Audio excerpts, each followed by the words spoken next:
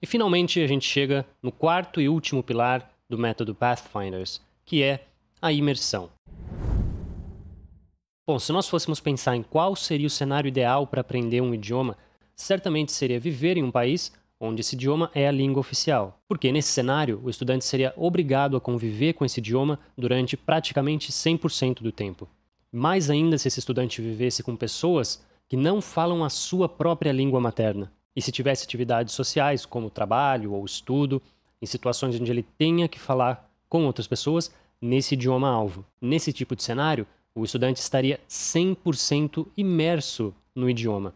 Obviamente, a maioria das pessoas não tem essa possibilidade, e mesmo aquelas que têm, acaba sendo por um período um pouco mais curto.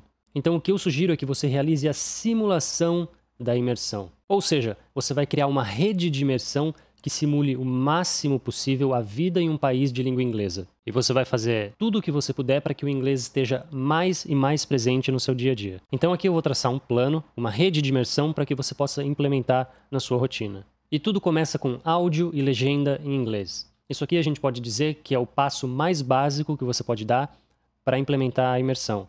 Então, por exemplo, se você assiste algo que é originalmente em inglês, você ouve com áudio em inglês e com legendas em inglês. Ah, mas se eu fizer isso eu não vou entender nada do filme. Claro, é óbvio, mas o que você pode fazer a princípio é utilizar o áudio em inglês com legenda em português, que é o que a gente tem no cinema em filmes legendados, por exemplo. Só que o objetivo aqui é sair da legenda em português e ir para a legenda em inglês. Só que aqui você vai ter que sair da bendita zona de conforto. Não dá para você esperar até que você saiba o suficiente para entender para começar a utilizar a legenda em inglês. E o objetivo final é remover qualquer legenda, ficando somente com o áudio em inglês. Mas é evidente que isso só vai acontecer quando você estiver em um nível um pouco mais avançado. Então você vai ter que se aventurar e experimentar. Eu não posso te dizer, olha, a partir de tal lição, muda a legenda para inglês, porque isso é de pessoa para pessoa. Então o que você pode fazer é, você começou a estudar, coloca a legenda em inglês e vai testando. Se tiver absolutamente frustrante, volta para português. Até o momento que você vai começar a entender boa parte da legenda em inglês. Não espera entender tudo para usar a legenda em inglês. Tem que haver uma pequena dificuldade aí. Isso mostra que você está no limiar da busca por um nível mais avançado do que aquele que você se encontra no momento. Se tudo que você está fazendo está muito fácil, significa que você não está avançando o quanto deveria. Outro exemplo disso é para quem costuma jogar. Eu lembro que quando eu comecei a jogar há muito tempo atrás, os jogos não tinham a opção de trocar o idioma para português, ou mesmo pôr legenda em português. Então eu era obrigado a jogar com o áudio em inglês. E se tivesse sorte, tinha alguma legenda em inglês. Agora, hoje em dia, a maioria dos jogos, principalmente os mais conhecidos, já vem com a opção para você jogar em português, por exemplo. Então, aqui o conselho é o mesmo. Troca tudo para inglês. Ah, mas se eu fizer isso, eu não vou conseguir curtir o jogo.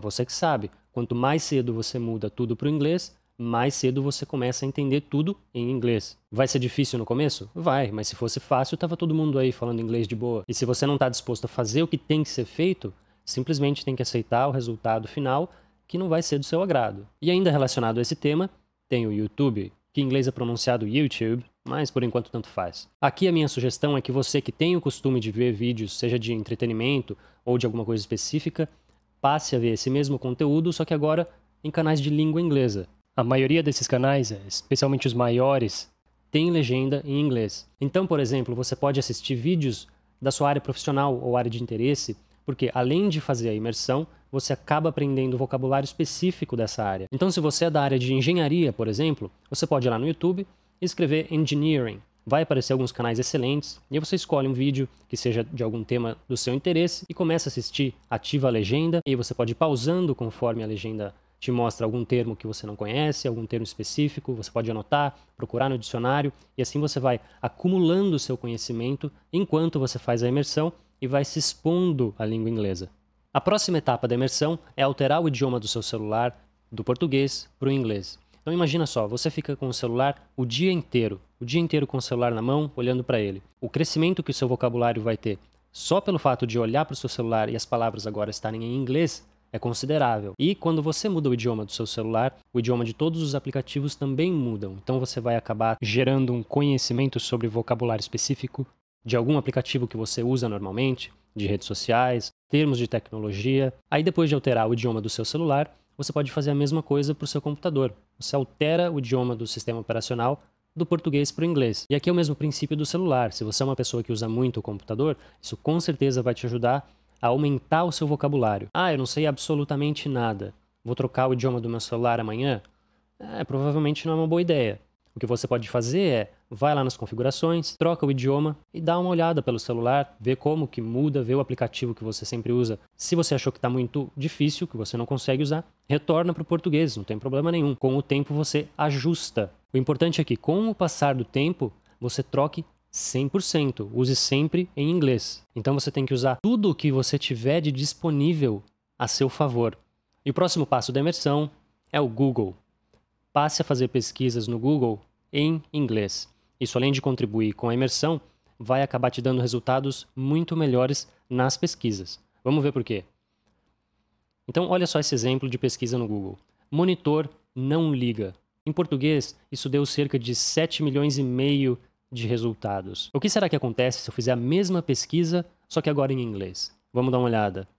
Monitor doesn't turn on. Cerca de 408 milhões de resultados, comparados com 7 milhões em português. Toda pesquisa que você fizer em inglês vai te dar mais resultado, simplesmente porque existem mais falantes de inglês no mundo do que existe em português. Então isso acaba aumentando as chances de que você tenha uma resposta mais satisfatória, especialmente se você estiver procurando por algo que é mais específico, né? E que é importante ressaltar que o Google mostra resultados de acordo com a sua localização. Então se eu digitar aqui Google na barra de endereço, você vai ver que ele vai mostrar em português, porque ele está detectando que a minha localização é o Brasil. Então aqui a gente pode fazer duas coisas. Pode clicar aqui em configurações, configurações de pesquisa, e você vai alterar o local, configurações de região. Você vai procurar aqui para o Reino Unido. Reino Unido, salva, ok. Se você digitar Google novamente, você vai ver que muda um pouco, mas ainda está em português aqui do lado. Porque ele está mostrando agora a região Reino Unido, mas o idioma ainda está português. Então agora a gente tem que trocar o idioma. Configurações, configurações de pesquisa, idiomas. E aí você seleciona English. Se você quiser, você pode tirar português, salva. E aí novamente, Google, e agora você vê região Reino Unido e o idioma inglês. E outra coisa que muita gente pesquisa no Google são aquelas pesquisas acadêmicas para trabalhos de faculdade, TCC. E para isso existe o Google Scholar, que te mostra artigos científicos, publicações, etc. Então, se eu fizer uma pesquisa por um termo específico de engenharia, por exemplo, eu quero achar algum artigo científico que fale sobre perda de carga em válvula de gaveta. Então, procurando por isso no Google Scholar, em português, e se eu colocar entre aspas, o Google vai me retornar exatamente o que está dentro das aspas. E a gente vai ter cerca de 210 resultados. Fazendo a mesma pesquisa, só que agora com os termos em inglês, ou seja, pressure drop, Gates valve. Olha só o número de resultados, 7.200. E por que isso acontece? Porque tem muito mais gente escrevendo artigos científicos em inglês. Mesmo que essas pessoas sejam de outros países, inclusive do Brasil, se você escreve o seu artigo científico em inglês, você aumenta muito mais as chances de que ele seja visto por uma pessoa em qualquer lugar do mundo. Então, usar o Google para fazer pesquisas em inglês não só contribui com a imersão, mas também te dá uma pesquisa mais amplificada, especialmente para aquilo que é mais específico. E a próxima etapa da imersão são as músicas. A música acaba sendo muito útil para gravar na nossa cabeça algumas estruturas da língua, porque a gente repete, eventualmente acaba gravando aquilo na cabeça. Então, de vez em quando aparece alguém falando, aprenda inglês com música. Então, não é isso que eu estou falando aqui. Eu acredito que a música, ela é um instrumento para você praticar o idioma, e não para aprender o idioma. Você vai, no máximo, adicionar algumas palavras no seu vocabulário e vai acabar gravando algumas estruturas na sua cabeça. Agora, a nossa rede de imersão está quase completa e a penúltima etapa é passar a ler livros em inglês. E, de novo, isso não quer dizer que você tenha que começar a ler um livro em inglês amanhã. Até porque ler livros requer um vocabulário um pouco mais desenvolvido. Mas aí você tem que lembrar do que disse Zeph. As 100 primeiras palavras mais frequentes já representam 50% de um livro. Ou seja, você não precisa esperar chegar até o nível avançado para começar a ler. É tudo uma questão de experimentar. Então eu vou mostrar para vocês um exercício que eu mesmo fazia quando eu ainda estava aprendendo inglês. Foi quando eu li o meu primeiro livro inteiro em inglês. Desde essa época, eu nunca mais li nenhum livro que fosse traduzido para o português. Então eu vou abrir aqui um livro para exemplificar esse exercício. É o livro que a gente viu lá na Lady Zeph, Harry Potter and the Philosopher's Stone. Então o exercício é simples, ele consiste em ler até que você encontre uma palavra que você não conhece, uma palavra nova. Então se a gente fosse começar a ler esse livro, por exemplo, ficaria assim. Chapter 1. The Boy Who Lived. Mr. and Mrs. Dursley, of number 4, Privet Drive, were proud.